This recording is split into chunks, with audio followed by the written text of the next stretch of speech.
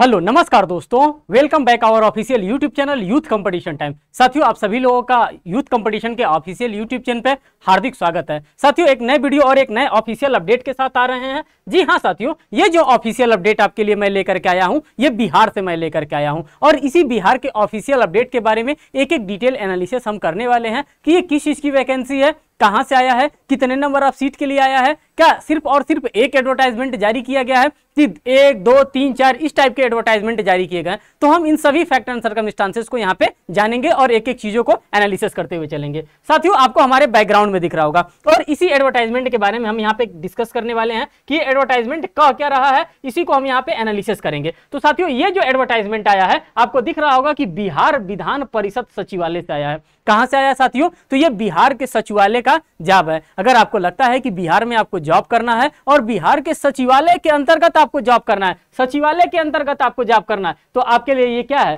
साथियों? ये आपके लिए एक रेलिवेंट फॉर्म यहाँ पे निकाला गया है। देखिए, कह रहा है, पहले तो आप देखिए विज्ञापन संख्या 1 की बात कर रहा है। किस विज्ञापन की बात कर रहा है साथियों? तो विज्ञापन संख्या 1 की बात कर रहा है। सेम इसी तरह हम क्या करेंगे, यहाँ पे विज्ञापन संख्या 1 की अगर यहाँ पे बात कर रहा है तो अभी हम आपको यहाँ पर दिखा रहे हैं कितने विज्ञापन जारी किया गया। साथियों, साथ साथ आप देख रहे होंगे कि यहाँ पे किस चीज की बात कर रहा है, यहाँ पे विज्ञापन संख्या 2 की बात कर रहा है। किसकी बात कर रहा है? तो विज्ञापन संख्या 2 की बात कर रहा है। अभी आप देखिए, अभी मैं 4 विज्ञापन जारी किया गया है और चारों विज्ञापन को अभी मैं आपके सामने एक एक करके एनालिसिस कराऊंगा। अभी मैं आपको दिखा रहा हूं कि कितने नंबर ऑफ विज्ञापन बिहार सरकार के द्वारा एक साथ जारी किया गया। आगे देखिए, अगर हम बात करते हैं तो यहाँ पे अभी तक आप लोगों ने 3 विज्ञापन देखा था साथियों। अब यहाँ पर आप देखिए 2 विज्ञापन आप लोगों ने देख लिया। अब यहाँ पर देखिए कर है विज्ञापन संख्या 3, ये तीसरे नंबर का विज्ञापन जारी किया गया। और भी आगे हम चलते हैं, आगे दिखाते हैं आपको कि एक और नंबर का विज्ञापन यहाँ पे जारी किया गया और इस विज्ञापन को भी आपको क्या करना है, इस विज्ञापन को भी आपको ऑब्जर्व करना है। यह विज्ञापन संख्या 4 है। तो इस प्रकार के 4 विज्ञापन बिहार सरकार के द्वारा जारी किया गया और इन चारों विज्ञापन के बारे में हम एक एक करके डिटेल में एनालिसिस करते हुए चलेंगे कि ये किस किस पोस्ट के लिए और कहां कहां के लिए जॉब के लिए निकाला गया। सभी का सभी कहां से आया है? तो सभी का सभी बिहार विधान परिषद सचिवालय से ही ये जॉब अपॉर्चुनिटी क्रिएट किया गया है। तो साथियों, हम आते हैं 1 नंबर वाले अपने विज्ञापन पे और 1 नंबर के विज्ञापन को हम क्या करेंगे, 1 नंबर के ही विज्ञापन को हम यहाँ पे सबसे पहले यहाँ पे एनालिसिस करते हुए चलेंगे। देखिए, ये भी बिहार विधान परिषद सचिवालय की बात कर रहा है। कह रहा है बिहार विधान परिषद सचिवालय के अंतर्गत प्रतिवेदक संवर्ग के प्रतिवेदक के रिक्त पदों के भर्ती के लिए आयोजित होने वाली प्रतियोगी परीक्षा हेतु विज्ञापन संख्या 1/2023 जो भी मैंने विज्ञापन संख्या आपको दिखाया साथियों, सभी का सभी क्या है, ये अप टू डेट है और इसी अपडेटेड विज्ञापन को मैं आपके सामने क्या कर रहा हूं, यहाँ पे रख रहा हूं। साथ ही साथ कर रहा है प्रकाशन बिहार विधान परिषद सचिवालय द्वारा किया गया है, जिसे परिषद के वेबसाइट पे www.biharvidanparishad.gov पर देखा जा सकता है। अब देखिए, ये तो आपको पता चल गया कि हाँ, ये वैकेंसी कहां से जारी किया गया है, तो ये विधान परिषद से जारी किया गया है। और किस विधान परिषद से साथियों? तो बिहार के विधान परिषद से। अब आपके लिए ये इंपॉर्टेंट चीज है, कह रहा है ऑनलाइन आवेदन भरने संबंधी तिथि एवं अन्य निर्देशों को हम यहाँ पे देखेंगे कि कब से आप क्या करेंगे, ऑनलाइन रजिस्ट्रेशन करेंगे। इन सभी फैक्ट एंड सर्कमस्टांसेस को हम यहाँ पर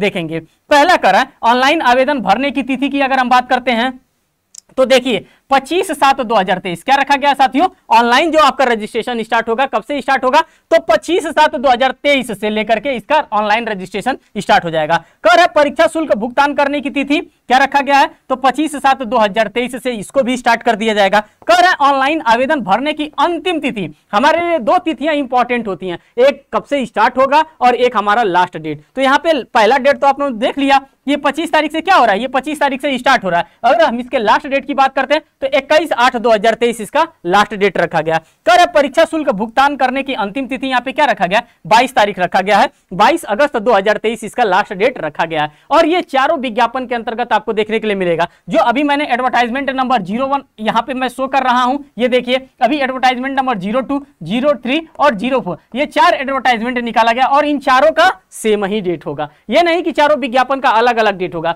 चारों विज्ञापन का सेम डेट होगा। यही सेम डेट होगा कि इसका रजिस्ट्रेशन 25 तारीख से स्टार्ट हो रहा है और लास्ट डेट की अगर हम बात करते हैं तो 21 अगस्त 2023 रखा गया है। ये आपके लिए बेसिक इंफॉर्मेशन था और इस इंफॉर्मेशन को आपको जानकारी रखना इंपॉर्टेंट है। साथियों, सबसे पहले ये इंफॉर्मेशन आपको यहाँ पे शेयर किया जा रहा है। अब आगे एक एक चीजों को आप यहाँ पे क्या करते चलेंगे, एक एक चीजों को आप यहाँ पे एनालिसिस करते हुए चलेंगे। अगर नोट की बात करते हैं तो कह रहा है कि उपर्युक्त विज्ञापन के संबंध में विस्तृत सूचना विवरण एवं ऑनलाइन आवेदन भरने के निर्देश बिहार की वेबसाइट पे आपको देखने के लिए मिलेगा।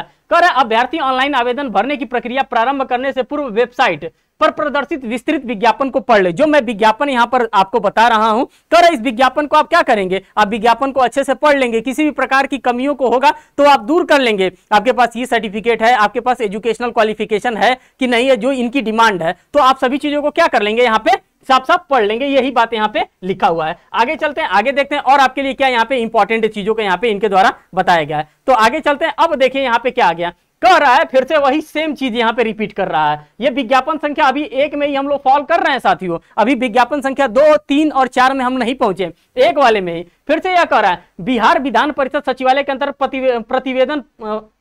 प्रतिवेदन संवर्ग प्रतिवेदक के रिक्त पदों की सीधी भर्ती की बात कर रहा है। यह चीज आप लोगों ने देख लिया कि 25 तारीख से स्टार्ट हो रहा है, लास्ट डेट इसका 21/8/2023 रखा गया है। देखिए आगे क्या कह रहा है, आगे अब हम इसमें पदों की बात करेंगे कि किस किस पद के लिए कितने नंबर ऑफ सीट यहाँ पे जारी किए गए। ये 2 नंबर के कॉलम को आप ऑब्जर्व करिए। कह रहे हैं अनुमन्य आरक्षणवार औपबंधिक रिक्तियों के विवरण के बारे में बात कर रहा है। क्रमांक संख्या 1 की हम बात कर रहे हैं, मींस कि एक एडवर्टाइजमेंट को एक एडवर्टाइजमेंट के अंतर्गत निकाला गया। जैसे एडवर्टाइजमेंट नंबर 1 निकाला गया है, एडवर्टाइजमेंट नंबर 2 निकाला गया, एडवर्टाइजमेंट नंबर 3 और एडवर्टाइजमेंट नंबर 4 निकाला गया है। सेम एज यूजुअल इसी की बात कर रहा है। अगर हम प्रतिवेदन की बात करते हैं तो प्रतिवेदक है, पद नाम क्या है, तो प्रतिवेदक पद का नाम है। अगर हम लेवल की बात करते हैं तो लेवल 9 का आपको यहाँ पे सैलरी प्रोवाइड किया जाएगा। कह रहा है कि आरक्षण कोटेवार रिक्तियों के औपबंधिक संख्या को क्या किया गया है, यहाँ पे पूरा बांट दिया गया है कि किसको किसको कितना जाएगा। जैसे आरक्षित को कितना जाएगा, अनरिजर्व कैटेगरीज के पास कितना सीट होगा, जनरल के पास कितना सीट होगा, ओबीसी के पास कितना सीट होगा, ईडब्ल्यूएस के पास कितना सीट होगा, एससी के पास कितना सीट होगा और एसटी के पास कितना सीट होगा, पीडब्ल्यूडी कैंडिडेट्स के पास कितना सीट होगा। ये सभी चीजों को यहाँ पे क्या कर दिया, इनके द्वारा बाइफरकेट कर दिया गया। अब हम सबसे मोस्ट इंपॉर्टेंट देखेंगे कि पदों की कुल संख्या की बात करते हैं साथियों। तो पदों की कुल संख्या यहां पर देखिए, कह रहा है कि पदों की संख्या यहाँ पे 16 दिया है और यहाँ पे पदों की संख्या 6 को दिया है। मींस कि एक जगह 16 दिया, एक जगह 6, तो यहाँ पे इतने पद आपके लिए जारी किए गए हैं। अगर टोटल पोस्ट की हम बात करते हैं साथियों तो पूरा 1, 2, 3, 4 एडवर्टाइजमेंट निकाल करके 172 सीट के लिए एडवर्टाइजमेंट जारी किया गया। कितना टोटल पोस्ट की अगर हम बात करते हैं, कितना, चारों एडवर्टाइजमेंट 01, 02, 03 और 04, ये चारों एडवर्टाइजमेंट को अगर हम देखते हैं तो इसमें टोटल 172 पोस्ट को जारी किया गया आपके लिए। तो यहाँ पे आप 16 पोस्ट देख रहे हैं, यहाँ पे 6 पोस्ट देख रहे हैं। आगे देखिए, आगे इसमें क्या कर रहा है, आगे जो भी इंफॉर्मेशन आपके लिए है सभी चीजों को हम यहाँ पे क्या करते हुए चल रहे हैं, तो यहाँ पे मैं आपको बताता हुआ चल रहा हूं। अब देखिए थोड़ा सा शैक्षणिक योग्यता को भी आपको जानना जरूरी होता है। जब तक आपको पता नहीं रहेगा कि आपका एजुकेशन क्वालिफिकेशन क्या है तो बिना एजुकेशन क्वालिफिकेशन के आप कैसे काम करेंगे। कह रहे शैक्षणिक योग्यता, कह रहा ऑनलाइन आवेदन भरने की अंतिम तिथि तक अभ्यर्थी को निम्नवत शैक्षणिक तकनीकी योग्यता होनी चाहिए। ऑनलाइन आवेदन भरने के समय आवेदक को ऑनलाइन आवेदन पत्र के विहित कॉलम में शैक्षणिक तकनीकी योग्यता के संबंध में पूर्ण सूचना देना अनिवार्य होगा। जैसे कि पदनाम की बात कर रहा है, 7वां परीक्षण वेतन संचार के शैक्षणिक तकनीकी योग्यता। आगे देखिए आगे क्या कह रहा है, आगे हम इसमें देखते हैं कि इस एडवर्टाइजमेंट में आपके लिए क्या बताया जा रहा है। तो अब देखिए, अब आपके लिए बता दे रहा है कि आपके पास क्या होना चाहिए, आपके पास एजुकेशन क्वालिफिकेशन क्या होना है। प्रतिवेदक की अगर हम बात करते हैं तो एजुकेशन क्वालिफिकेशन आपसे क्या मांग रहा है। अगर लेवल 9 का आप पे ग्रेड देखना चाहते हैं तो 53,100 से लेकर के 1,67,800 रुपए तक का यहाँ पे आपको पे ग्रेड मिल रहा है।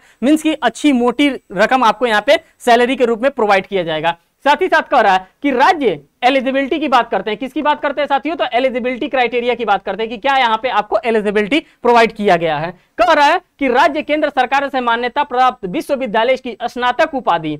दूसरा कह रहा है हिंदी में आंसू लेखन गति 150 शब्द प्रति मिनट होना चाहिए, प्रति मिनट की बात कर रहा है। हिंदी टंकण एवं अंग्रेजी टंकण में गति 35 शब्द प्रति मिनट होना चाहिए। साथ ही साथ कर रहा है कंप्यूटर पाठ्यक्रम में प्रमाण पत्र जिसे AICTE या कंप्यूटर पाठ्यक्रम के इलेक्ट्रॉनिक प्रत्यायन विभाग DOE SCC NIE LIT means की नेलेट वगैरह से आपके पास क्या होना चाहिए, कंप्यूटर में सर्टिफिकेट होने चाहिए। जिसके पास इस टाइप का क्वालिफिकेशन है, जिसके पास से इस प्रकार का सर्टिफिकेट है कंप्यूटर का, साथ ही साथ अगर आपके पास टाइपिंग का भी स्पीड है, यहाँ पे जो मांगा जा रहा है, जिस स्पीड से मांगा जा रहा है, ये चीजें हैं तो आप धूमधाम से इस फॉर्म को क्या कर सकते हैं, अप्लाई कर सकते हैं। ये चीजें यहाँ पे आपको देखने के लिए मिल रहा है। एज सच कोई भी इंफॉर्मेशन ऐसा नहीं है जो कि यहाँ पे आपके लिए शेयर किया जा रहा है। अब हम चलेंगे नेक्स्ट अपने विज्ञापन पे और नेक्स्ट विज्ञापन में देखेंगे क्या कह रहा है। यहाँ पे ऐसा कोई भी चीज नहीं है जिसको की बात कह रहा है। अब देखिए थोड़ा सा परीक्षा की पद्धति को देख लीजिए कि परीक्षा का पद्धति क्या कराने की बात कर रहा है। जब 6 नंबर के कॉलम को आप बात करेंगे तो कह रहा है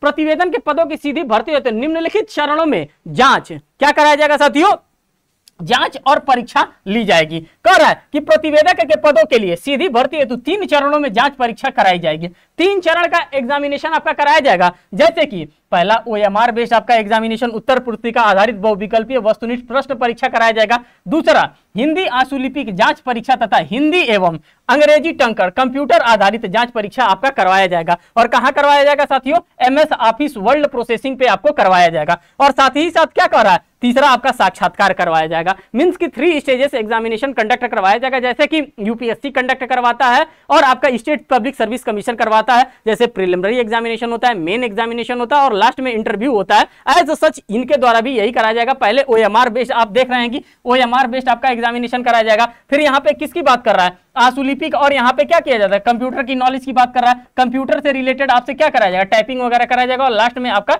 इंटरव्यू कंडक्ट कराया जाएगा। और उसी इंटरव्यू के बिहाफ पे आपको क्या दिया जाएगा, आपको जॉब अपॉर्चुनिटी यहाँ पे प्रोवाइड किया जाएगा। ऐसा कोई इंफॉर्मेशन नहीं रह गया कि जो कि यहाँ पे छूट गया। अब हम सेकंड नंबर वाले एडवर्टाइजमेंट पे जानेंगे साथियों, और सेकंड नंबर वाले एडवर्टाइजमेंट को देखते हैं कि क्या कह रहा है। तो देखिए यहाँ पे सेकंड नंबर के एडवर्टाइजमेंट को अब हम देखते हैं, इसको थोड़ा सा और हम जूम कर लिए। अब देखिए सेकंड नंबर वाले एडवर्टाइजमेंट की अगर हम बात करते हैं तो यहाँ पे इसको देखिए, ये भी कहां से जारी किया गया है साथियों, इसको भी मैंने ऑलरेडी बता दिया कि ये भी बिहार विधान परिषद सचिवालय से इसको भी क्या किया गया है, इसको भी जारी किया गया। और ये किसकी बात है, देखिए ये विज्ञापन नंबर सेकंड की बात कर रहा है। सेम वही चीज बताया है जो उसमें बताया गया कि 25/7/2023 से इसका ऑनलाइन रजिस्ट्रेशन स्टार्ट हो रहा है और ऑनलाइन का अंतिम दिनांक क्या रखा गया, 21/8/2023 रखा गया। ये तो बेसिक इंफॉर्मेशन जो है वो सेम रखा गया है। आगे चलते हैं, आगे देखते हैं कि आगे इसमें क्या बताया गया है। जब एक एडवर्टाइजमेंट को आपने अच्छे से पढ़ लिया तो अब इसमें बहुत जानने की जरूरत है नहीं। ये सारे बेसिक इंफॉर्मेशन मैंने फर्स्ट एडवर्टाइजमेंट में ही आपको बता दिया था। अब देखेंगे हम पद की बात कर रहा है कि कौन कौन से पद के लिए किस तरह से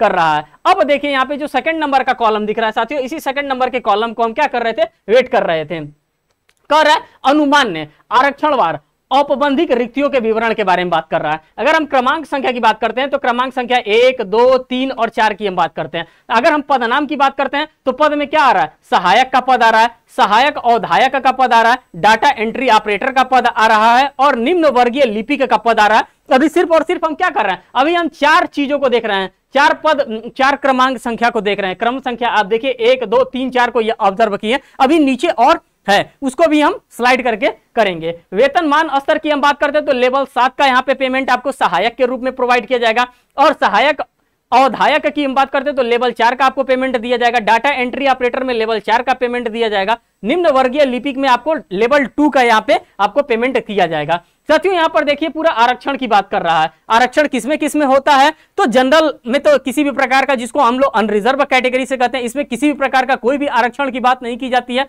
साथ ही साथ हम ओबीसी की बात करते हैं, ईडब्ल्यूएस की बात करते हैं, एससी की बात करते हैं, एसटी की बात करते हैं, पीडब्ल्यूडी कैंडिडेट्स की बात करते हैं और उन्हीं लोगों की बात यहाँ पे क्या कहा जा रहा है, किया जा रहा है। और कहा जा रहा है कि इन्हीं सभी सीटों को क्या किया जा रहा है, इन लोगों में क्या किया जा रहा है, इन लोगों में बाइफरकेट किया जा रहा है, इन लोगों के में बांटा जा रहा है। आगे हम चलते हैं आगे और देखते हैं आगे इसमें कितने और भी पद की बात करते हैं।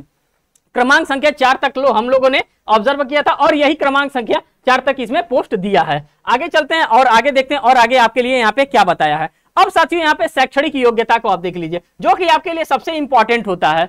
पद तो पता चल गया कि हाँ किस किस पद के लिए जारी किया गया, क्या वेतनमान है पता चल गया। अब हमारे पास एलिजिबिलिटी क्राइटेरिया उसको करने के लिए है कि नहीं, हम एलिजिबिलिटी क्राइटेरिया को भी यहाँ पे जांचेंगे। अब देखिए कह रहा है शैक्षणिक योग्यता की हम बात कर रहे हैं। कह रहा है ऑनलाइन आवेदन भरने की अंतिम तिथि तक अभ्यर्थी को निम्नवत शैक्षणिक तकनीकी योग्यता होनी चाहिए। ऑनलाइन आवेदन भरने के समय आवेदकों को ऑनलाइन आवेदन पत्र के विहित कॉलम में शैक्षणिक तकनीकी योग्यता के संबंध में यहाँ पे शैक्षणिक योग्यता भी मांग रहा है और तकनीकी योग्यता मींस कि कंप्यूटर चलाने आपको आता है कि नहीं, आपको टाइपिंग करने आता है कि नहीं, ये उसी सभी चीजों का ये फॉर्म निकाला गया है। डाटा ऑपरेटर अगर आप बनेंगे तो डाटा आपको फीड करने आ रहा है कि नहीं, कंप्यूटर का आपके पास सर्टिफिकेट है कि नहीं, उन्हीं सभी चीजों की बात कर रहा है। अगर हम पदनाम की बात करते हैं तो सहायक की हम बात करते हैं। 900 से लेकर के 1,42,400 रुपए तक का आपका क्या है यहाँ पे पे मैट्रिक्स है। अब यहाँ पे कह रहा है कि आपके पास शैक्षणिक योग्यता क्या होनी चाहिए और साथ ही साथ तकनीकी योग्यता आपके पास क्या होनी चाहिए, तो इन दोनों को हम यहाँ पे ऑब्जर्व करेंगे। कह रहा है राज्य अथवा केंद्र सरकार से मान्यता प्राप्त विश्वविद्यालय से क्या होना चाहिए आपके पास, पहले तो आप ग्रेजुएट होने चाहिए, पहली बात कह दे रहा है कि आप ग्रेजुएट होने चाहिए। कह रहा है हिंदी टंकर एवं अंग्रेजी टंकर में गति 30 शब्द प्रति मिनट आपके पास होना चाहिए।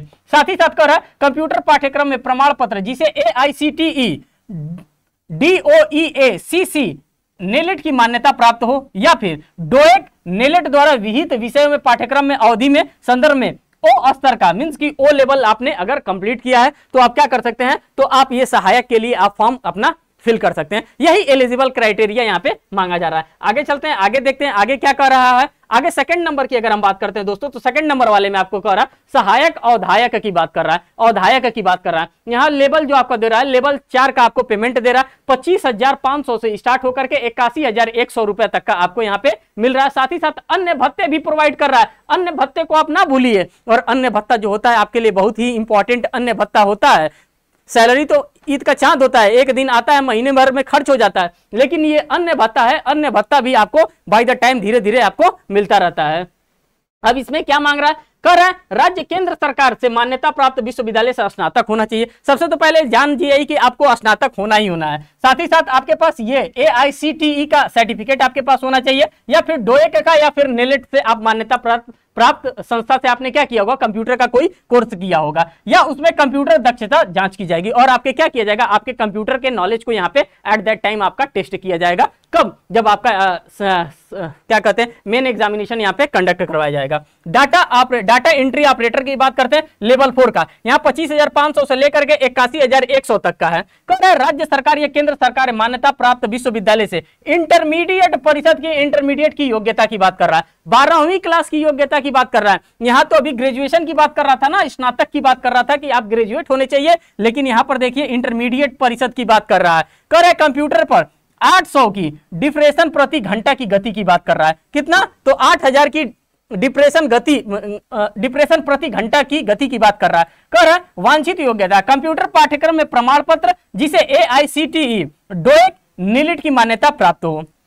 अगर इस प्रकार का आपके पास कंप्यूटर का सर्टिफिकेट है और कंप्यूटर का नॉलेज है तो आप क्या कर सकते हैं, जो डाटा एंट्री ऑपरेटर आप बनना चाहते हैं, अगर चाहते हैं कि बिहार सचिवालय में आपको जॉब मिले और डाटा एंट्री का जॉब मिले, तो आपके पास इस टाइप का अगर क्वालिफिकेशन है तो आप क्या कर सकते हैं, इस फॉर्म को आप अप्लाई कर सकते हैं। चौथे नंबर का जो आपके पास पोस्ट आया था साथियों, इस पोस्ट का पोस्टमार्टम कर लीजिए। कह रहा है निम्न वर्गीय लिपिक की बात कर रहा है, यहाँ पे लेवल 2 की बात कर रहा है। 19,900 से लेकर के 63,200 रुपए तक का पेमेंट दे रहा है और अन्य भत्ते भी यहाँ पे भी प्रोवाइड कर रहा है। कह रहा है राज्य सरकार या केंद्र सरकार द्वारा मान्यता प्राप्त किसी संस्था से इंटरमीडिएट परिषद की इंटरमीडिएट की योग्यता मींस कि आप 12वीं पास हो, सीधा सीधा कर रहा है कि आप 12वीं पास हो। किसके लिए, निम्न वर्गीय लिपिक की अगर हम बात करते हैं। हिंदी टंकर एवं अंग्रेजी टंकर में गति 30 शब्द प्रति मिनट की बात कर रहा है।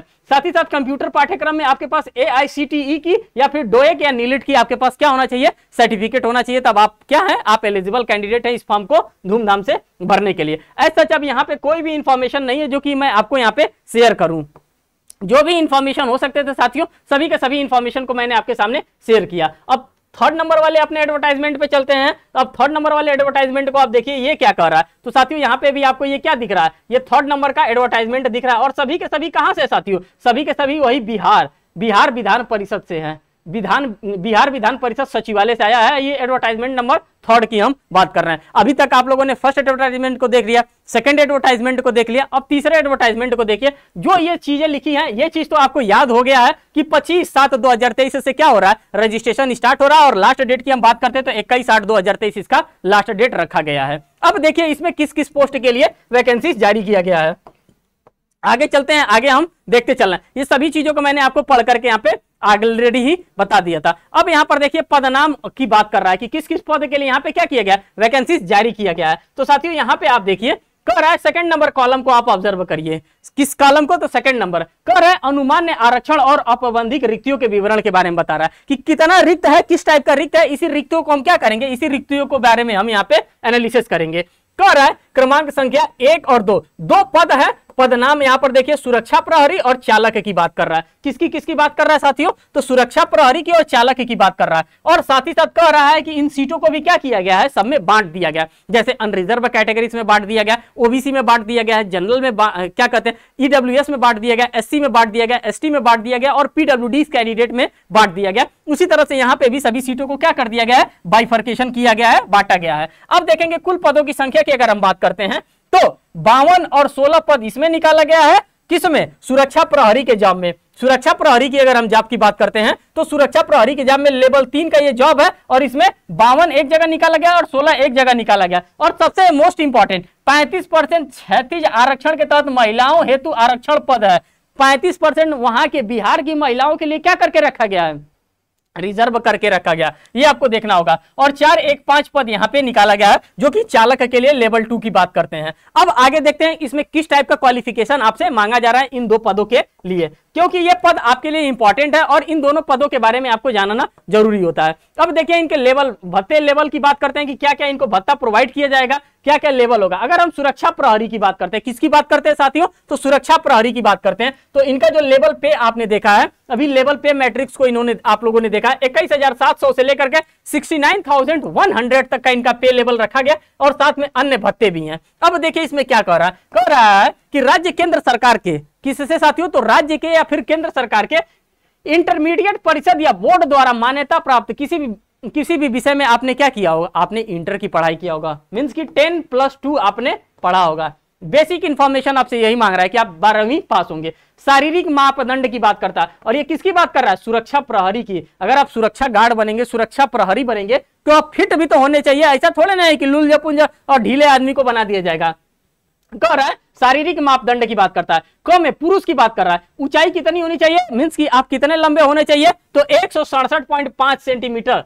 तराई क्षेत्र के निवासियों के लिए मामले में 2.4 सेंटीमीटर शिथिलनीय, छाती 76.5 सेंटीमीटर, 81 सेंटीमीटर और दृष्टि 6/12 का यहाँ पे होना चाहिए। ये मेल कैंडिडेट के लिए बताया गया है। बात करते हैं यहीं पे फीमेल कैंडिडेट के लिए, तो ऊंचाई 154.6 सेंटीमीटर होनी चाहिए और तराई क्षेत्र के निवासियों के मामले में 2.4 सेंटीमीटर और जो आपकी आई साइट होनी चाहिए, जो आंख होनी चाहिए, वो 6/12 की यहाँ पे होनी चाहिए। ये बात यहाँ पे लिखी गई है। और ये किसके लिए है? तो साथियों ये मेल और प्लस फीमेल, ये दोनों कैंडिडेट्स के लिए क्या निकाला गया? ये सुरक्षा प्रहरी का यहाँ पे फॉर्म निकाला गया है। आप यहाँ पर देखते हुए चल रहे हैं। शारीरिक दोष व्याधि मुक्त होना चाहिए, मींस कि किसी प्रकार का आप रोगी नहीं होना चाहिए, इन सभी चीजों से मुक्त होना चाहिए। कर एनसीसी में सी प्रमाण पत्र या विशिष्ट खिलाड़ी जिन्होंने राष्ट्रीय या अंतरराष्ट्रीय स्तर पर राज्य या देश के प्रतिनिधित्व किया है, जिन्हें किसी मान्यता प्राप्त विश्वविद्यालय से टूर्नामेंट में प्रतिनिधित्व किया गया हो, प्राथमिकता दी जाएगी। उन लोगों को क्या दिया जाएगा? उन लोगों को ज्यादा यहाँ पे वेटेज दिया जाएगा, उन लोगों को प्राथमिकता दी जाएगी अगर इस टाइप का आपने किया है। साथ ही साथ आप यहाँ पे चालक भाई साहब लोग, आप लोग देख लीजिए कि आपके लिए क्या मांग रहा है। जाहिर सी बात है जब आप चालक के पोस्ट के लिए अप्लाई करेंगे तो आपसे क्या मांगेगा? आपसे ड्राइवरी लाइसेंस मांगेगा।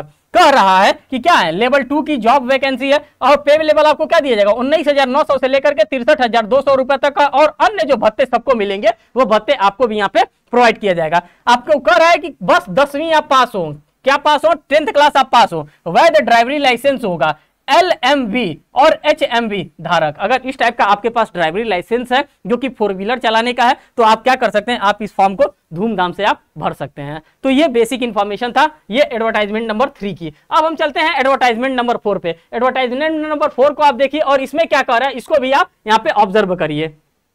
तो साथियों ये भी आपको दिख रहा होगा कि बिहार विधान परिषद से इसको भी जारी किया गया। कहां से? तो बिहार विधान परिषद सचिवालय पटना से इसको भी जारी किया गया। और विज्ञापन संख्या ये 4 है। जो मैंने 4 विज्ञापन संख्या की बात की थी तो ये लास्ट नंबर का विज्ञापन संख्या, जो बेसिक इंफॉर्मेशन वहां पे शेयर किया गया था कि 25 तारीख से इसका क्या होगा, रजिस्ट्रेशन स्टार्ट होगा। और लास्ट डेट की हम बात करते हैं तो 21/8/2023 रखा गया। एज यूजुअल आपको यहाँ पर दिख रहा है। साथ ही साथ हम आगे चलते हैं और आगे चीजों को यहाँ पे हम देखेंगे कि क्या कह रहा है। तो आगे हम चीजों को देखते हुए चल रहे हैं। ये सारी चीजों को मैंने आपके सामने ऑलरेडी डील कर रखा है। अब देखिए ये वही चीज यहाँ पे सेम आ गया। अब देखिए यहाँ पे हम इसी पद की बात कर रहे थे। किसकी? इसी पद की बात कर रहे थे। ये सेकंड नंबर में कह रहे अनुमान्य आरक्षणवार औपबंधिक रिक्तियों का विवरण के बारे में बात करता है। क्रम संख्या क की बात करते हैं, यहाँ पे पदनाम की बात करते हैं, वेतनमान और वेतन स्तर की बात करते हैं। पहला, दूसरा, तीसरा और चौथा, 4 हमें अभी दिख रहा है, तो इन चारों के बारे में हम यहाँ पे बात करते हैं। बाकी नीचे जो होगा उसको भी अभी बात करते हैं। पद की बात करते हैं तो कार्यालय परिचालक की बात कर रहा है, कार्यालय परिचारी की बात कर रहा है, जो कि लेवल 1 का इनका क्या है, इनका वेतनमान लेवल 1 का है। साथ ही साथ कार्यालय परिचारी दरबान की बात करता है, लेवल 1 का इनका जॉब है। कार्यालय परिचारी फारस का जॉब है, जो कि लेवल 1 का जॉब है। कार्यालय परिचारी लेवल 1 का यहाँ पे जॉब आपको प्रोवाइड किया गया है। अगर हम बात करते हुए चलेंगे कि कितने कितने नंबर ऑफ सीट दे रहा है, तो साथियों ये जो कार्यालय परिचारी साहब है, इनके लिए एक 6 सीट दे रहा है और एक 2 सीट दे रहा है।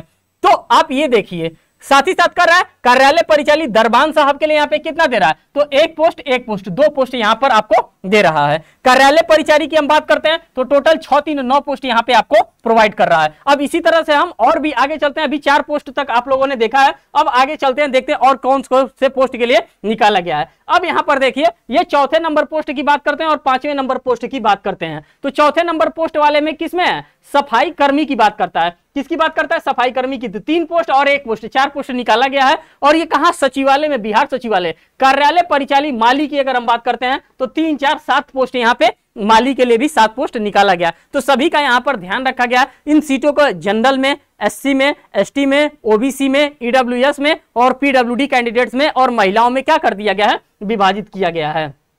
आगे चलते हैं, आगे देखते हैं और क्या कर रहा है। अब इसमें आपसे शैक्षणिक योग्यता क्या क्या मांगी जा रही है। इन सभी भी चीजों में तो शैक्षणिक योग्यता होनी चाहिए, आप ये सभी चीज तो पास होने चाहिए। तो शैक्षणिक योग्यता की अगर हम बात करते हैं तो ऑनलाइन आवेदन भरने की अंतिम तिथि, ये सारी चीजें तो आपको पता ही है। पहले क्रम संख्या हम देखेंगे, पदनाम देखेंगे, 7वां पुनर्निरीक्षण, वेतन संचालन, वेतनमान को भी हम देखेंगे और शैक्षणिक तकनीकी योग्यता को भी हम इनके क्या करेंगे, यहाँ पे जांच करेंगे कि किस टाइप के लोग इस फॉर्म को क्या कर सकते हैं, अप्लाई कर सकते हैं। तो कार्यालय परिचारी की अगर हम बात करते हैं तो लेवल 1 का इनका जॉब है। 18,000 से लेकर के 56,900 रुपए तक का इनका जो पे लेवल दिया जाएगा वो पे लेवल है। और अनुमान्य अन्य भत्ते भी इनको क्या किया जाएगा, प्रोवाइड किया जाएगा। कह रहा है मैट्रिक पास या समकक्ष होना चाहिए, या तो वो 10वीं पास हो या 10वीं के बराबर का कोई डिग्री उन्होंने हासिल किया। हिंदी और अंग्रेजी दोनों भाषाओं में कार्यधारक ज्ञान हो, साइकिल चलाने की क्षमता हो। मींस कि ये जो परिचारी भाई साहब हैं जो इन जॉब करेंगे उनको साइकिल चलाना आता हो, ऐसा ना हो कि साइकिल भी ना चलाना जानते हो। सेकंड नंबर की बात करते हैं तो कह रहा है लेवल पे की अगर हम बात करते हैं तो 18,000 से लेकर के 56,900 तक का है। कह रहा है मैट्रिक पास या समकक्ष है, या तो 10वीं पास हो या 10वीं के समकक्ष कोई डिग्री इन्होंने धारण किया हो। कह रहा है हिंदी एवं अंग्रेजी दोनों भाषाओं का कार्य साधक ज्ञान हो और साइकिल चलाने की क्षमता इनके अंतर्गत भी हो, ये भी साइकिल चलाना क्या करते हो, जानते हो। तीसरे नंबर की बात कर रहा है, फारस की बात कर रहा है। ये इनका पे लेवल है 18,000 से लेकर के 56,900 तक का। कर मैट्रिक या समकक्ष पास होंगे, हिंदी एवं अंग्रेजी दोनों भाषाओं में कार्य साधक ज्ञान हो और साइकिल चलाने की भी क्या होगी, साइकिल चलाने की इनके अंतर्गत योग्यता होनी चाहिए। मींस कि ये साइकिल चला सकते हैं, ऐसा नहीं कि नौकरी पा गए भाई साहब कह रहे हैं कि हम साइकिलें नहीं चला पाएंगे, तो फिर खेला हो बे। चौथे नंबर की पोस्ट की बात कर रहे हैं जो कि सफाई कर्मी की बात कर रहा है। यहाँ पे भी पे लेवल की बात करते हैं, 18,000 से लेकर के 56,900 रुपए तक का यहाँ पे भी पे लेवल आपको प्रोवाइड किया जा रहा है। कह रहा है कि आप सफाई कर्मी अगर बनना चाहते हैं तो भी आप क्या हैं, आप 10वीं आपको पास होना चाहिए, साफ साफ कह रहा है। हिंदी एवं अंग्रेजी दोनों भाषाओं में कार्य साधक ज्ञान होना चाहिए और साइकिल चलाने की क्षमता आपके अंदर भी होना चाहिए। साथ ही साथ माली भाई साहब की 18,000 से लेकर के 56,900 तक का पे ग्रेड दिया जा रहा है। मैट्रिक पास या समकक्ष होना चाहिए, हिंदी और अंग्रेजी दोनों भाषाओं में कार्य साधक ज्ञान होना चाहिए, साइकिल चलाने की क्षमता, माली के कार्यों में कम से कम 2 वर्ष का अनुभव भी आपके पास यहाँ पे होना चाहिए। अगर आप माली बनना चाहते हैं बिहार सचिवालय में तो आपके पास क्या होना चाहिए, आपको इसमें मींस की माली के कार्यों का 2 वर्ष का अनुभव भी आपके पास होना चाहिए। तो जो भी डिटेल इंफॉर्मेशन हो सकता था साथियों, सभी के सभी डिटेल इंफॉर्मेशन को एक एक करके आपके सामने मैंने यहाँ पे 4 एडवर्टाइजमेंट आए थे और चारों एडवर्टाइजमेंट के माध्यम से मैंने हर एक चीजों को आपके सामने यहाँ पे रखने का धूमधाम से प्रयास किया। ऐसा कोई चीज नहीं था जो कि आपके एग्जामिनेशन के लिए रेलिवेंट हो और उस रेलिवेंसी के अकॉर्डेंस में आपका ये यूथ कंपटीशन टाइम, किसकी बात कर रहे हैं साथियों, हम बात कर रहे हैं यूथ कंपटीशन टाइम। ये जिस पे आप प्लेटफॉर्म पे, जिस प्लेटफॉर्म पे आप खड़े हैं, ये वाईसीटी परिवार है, ये यूथ कंपटीशन टाइम परिवार है। और साथियों आपको कोई भी इंफॉर्मेशन यहाँ पे शेयर किया जाता है तो डिटेल इंफॉर्मेशन यहाँ पे शेयर किया जाता है। मैंने advertisement number 01, advertisement number 02, advertisement number 03 और एडवर्टाइजमेंट नंबर 04। इन चारों एडवर्टाइजमेंट के बारे में मैंने आपको एक एक इंफॉर्मेशन आपके सामने शेयर किया। और टोटल पोस्ट की अगर हम बात करते हैं तो साथियों टोटल 172 पोस्ट के बारे में भी मैंने आपको ऑलरेडी बता दिया कि जो भी मैंने चारों एडवर्टाइजमेंट के माध्यम से शो किया है वो टोटल पोस्ट कितना है, तो टोटल 172 पोस्ट के लिए यहाँ पे विज्ञप्ति जारी की गई है। तो जो भी इंफॉर्मेशन हो सकता था सभी के सभी इंफॉर्मेशन मैंने आपके सामने एज यूजुअल रखने का प्रयास किया। साथियों अगर इसके बाद भी लगता है कि आपका कोई भी कमेंट रह जाता है, कोई भी चीज आपका डाउट नहीं क्लियर हो पाता है, तो हमारा कमेंट सेक्शन ओपन होता है। साथियों आप कमेंट सेक्शन में पॉजिटिवली कमेंट कर सकते हैं और कमेंट करने के बाद आपका रिप्लाई भी हम लोग विलफुली रिप्लाई भी यहां से करते हैं। जिसका जेन्युइन क्वेश्चन रहता है उसको डेफिनेटली रिप्लाई भी किया जाता है। और साथियों अगर आप चैनल पर नए हैं तो आप चैनल को जरूर सब्सक्राइब करिएगा, वीडियो को लाइक करिएगा और अपने फ्रेंड सर्कल में भी भेजिए। साथियों ये हमारा जो वाईसीटी का परिवार है, इस परिवार को बढ़ाना है कि नहीं कि सिर्फ यहीं तक छोड़ देना है, नहीं, ये आपकी भी लायबिलिटी है। आप क्या करेंगे, इसको और भी लोगों में क्या करेंगे, इसको शेयर करेंगे और ये आप लोगों का दायित्व है। अब फिर मिलेंगे एक नेक्स्ट वीडियो में एक नेक्स्ट अपडेट के साथ और एक लेटेस्ट वीडियो के साथ, तब तक के लिए धन्यवाद।